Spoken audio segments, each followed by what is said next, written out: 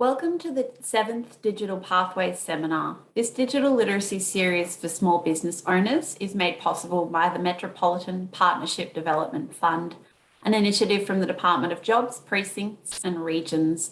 It is a collaboration between Bayside, Boroondara, Glen Eira and Stonington City Councils. This seminar will explore the desire stage of the digital sales cycle. Today, we will cover an overview of the communication style conventions and techniques that can be employed to convert a lead. We'll also look closely at some real-world examples of using marketing at the desire phase, including one brand that offers an excellent example of the FOMO, that is fear of missing out, triggering technique. So in the desire phase, the customer has decided that they want a particular product or service, but they're comparing brands to find the best offer.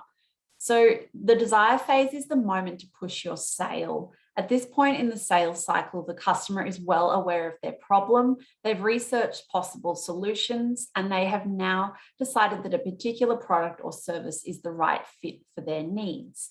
What they are still uncertain about is which company they're going to purchase from. Your customer knows what they want. You need to convince them that you're the one that has it. So at the desire stage of the sales cycle, it's finally time to shoot your shot. Your ultimate goal in this phase is to make the customer take action, whether that is to reach out to you in an inquiry or make a purchase.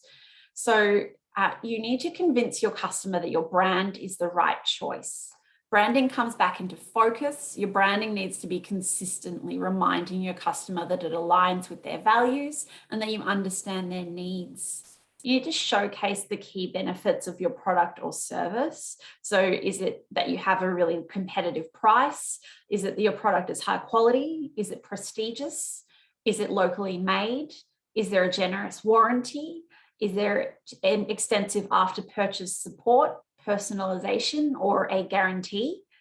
You need to highlight these aspects of your product or service in a way that is easily accessible to the lead.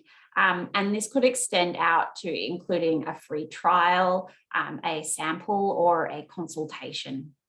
Make it easy for your lead to engage and communicate with you with any final questions they might have. So this could include having an online chat, having a simple inquiry form, offering connection through social media, or even just putting a number at the top of your web page. The key is to make sure that you respond within at most 24 hours. The average customer service response time online is 12 hours. That includes both customer service offered via social media and via websites. This is actually slower than the consumer expectation on social media for customer service, which is 4 hours. So you need to be very responsive with your customer service at every stage of the sales cycle, but particularly at this one, when you're coming down to your customer choosing between one brand and your own. Make your best offer.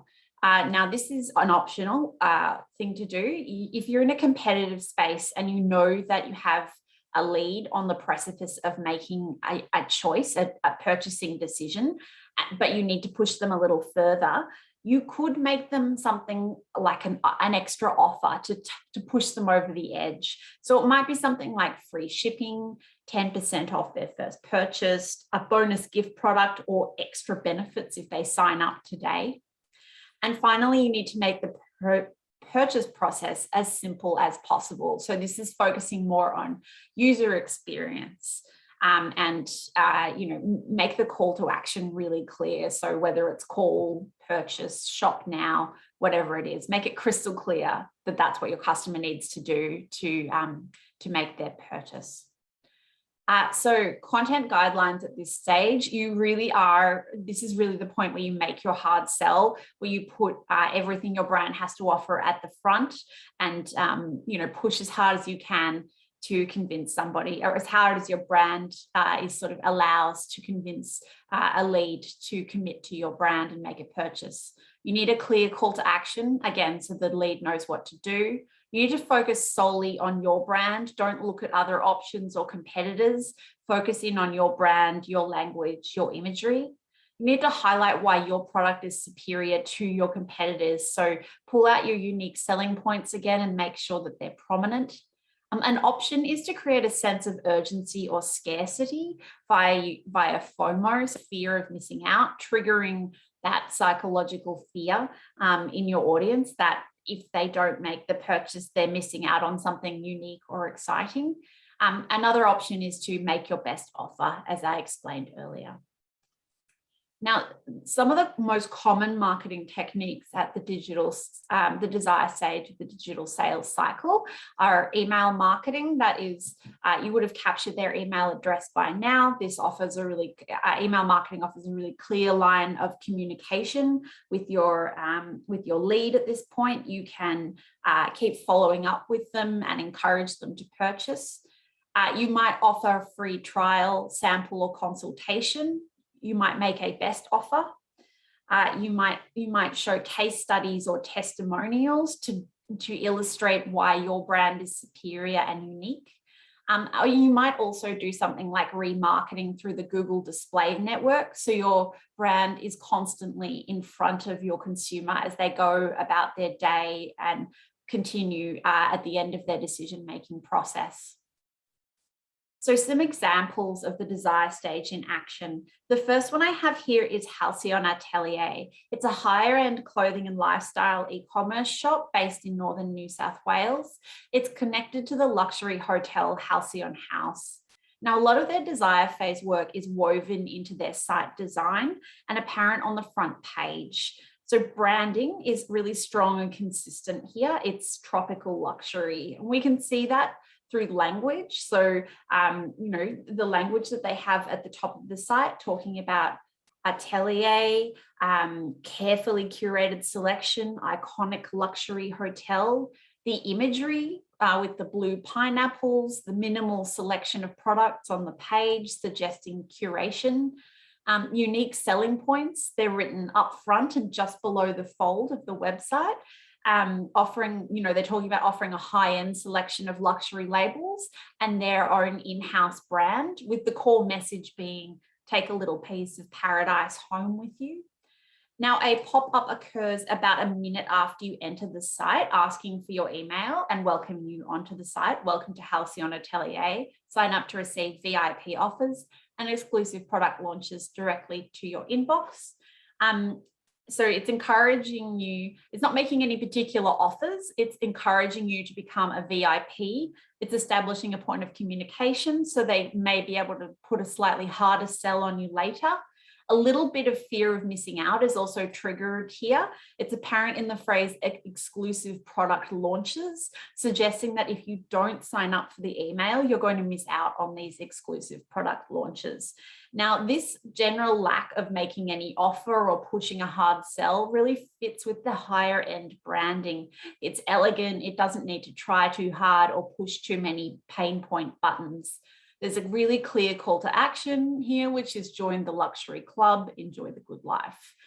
It's probable that if you signed up to this email and waited a day or two, the brand would reach out with something like 10% off your first purchase offer, but it is a delay between making that offer and you signing up. Now, the journey that I took here is a little bit different. I found this site looking for a specific model of earring by a local designer as part of my Saturday morning Christmas present browsing. So I typed the name of the product into Google and this brand popped up. So I added 2 pieces of jewelry to my cart, began the checkout process, entered my email, and then abandoned the cart. This is a fairly common practice in e-commerce browsing, particularly when people are at the desire phase of purchasing and they're really considering between, one supplier or one brand and another. So I left the site, but Halcyon Atelier had captured my email. So that was Saturday morning. Saturday afternoon, the brand reaches out to me, reminding me that I have left something behind and showing the pictures of the products. So it's not a heavy sell. It has a simple call to action of complete your purchase. 24 hours later, on Sunday afternoon, the brand makes its best offer to me. So hoping that it will trigger the purchase. The best offer here, still thinking about it, the items in your cart are eligible for free shipping, valid for 7 days, apply the code at checkout. Again, it shows the pictures of the things that I was going to purchase, reminding me of them and of their appeal. But they're taking, there's quite a long delay time between making initial contact with the brand and the offer being made. So they've probably put quite a lot of time into understanding where that tipping point is when they need to press that button with their customer. So this is an example of a brand that's really seamlessly woven their desire marketing techniques into the web design. And then the hard sell is really the last option for them. They've clearly, and like I said, they've put some work probably into insights to learn that around 24 hours after the initial touch point is when customers are ready to make the sales purchasing decision. This might be because of the higher price point of some of their products that require a little more thinking time before someone commits to purchase. Now, here is an example of an e-commerce brand that does a heavy desire set stage sell on its homepage. This is a hair care product company called Bondi Boost. It's aimed at a young age group. We're talking 20s, 30s, and it's not a particularly high price point either. So this brand on the homepage, it has a pop-up within 10 seconds of entering the site, offering a 10% off in exchange for your email and your SMS. So quite distinct from Halcyon Atelier before, where the offer is not made until after you commit.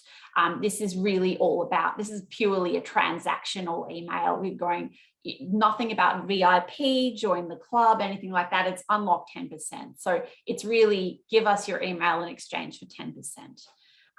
It also prominently features one of the brand's key selling points. That is that it donates a percentage of profits, so $1 from every purchase made, to their chosen not-for-profits.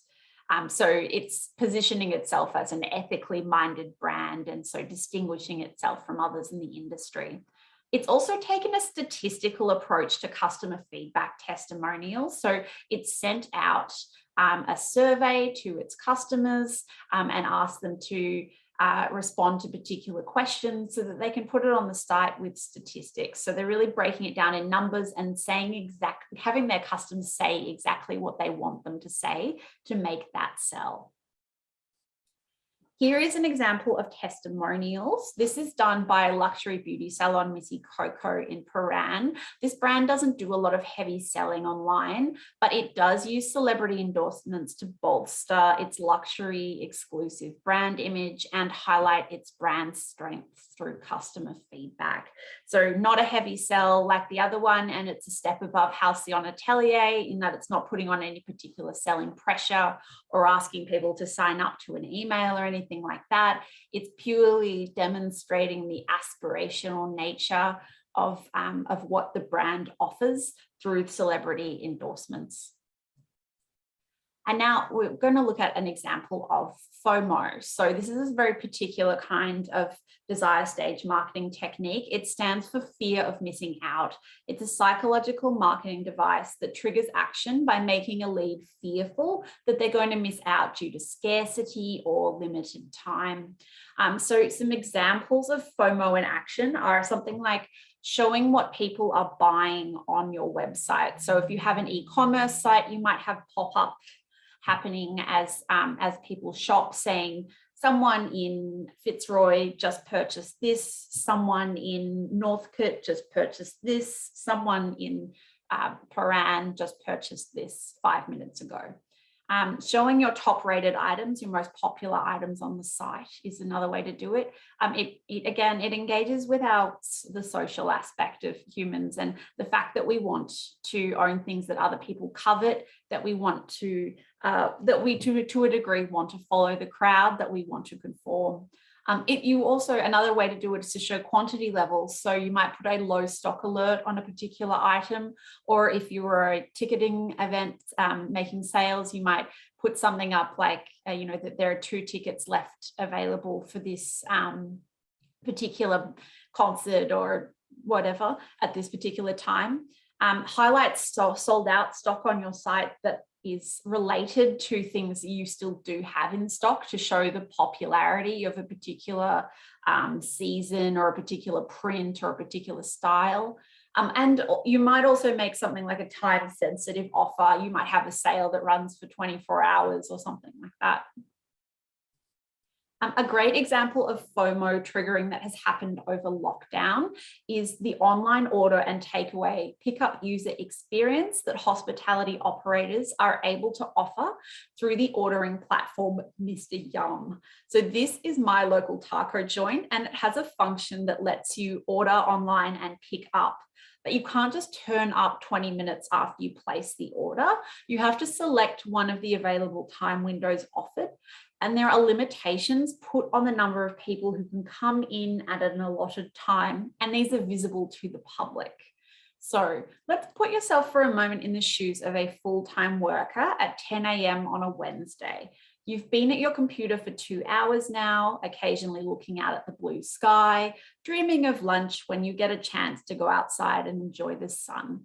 You decide to treat yourself to a bought picnic lunch in the park. Now, you've Googled something like lunch spots near me, and you're browsing available takeaway menus on available websites when you land on Taquito.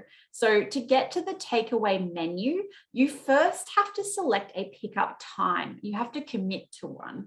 So you see, when you're going through here, you see that there are only 2 spots available in each 15-minute window.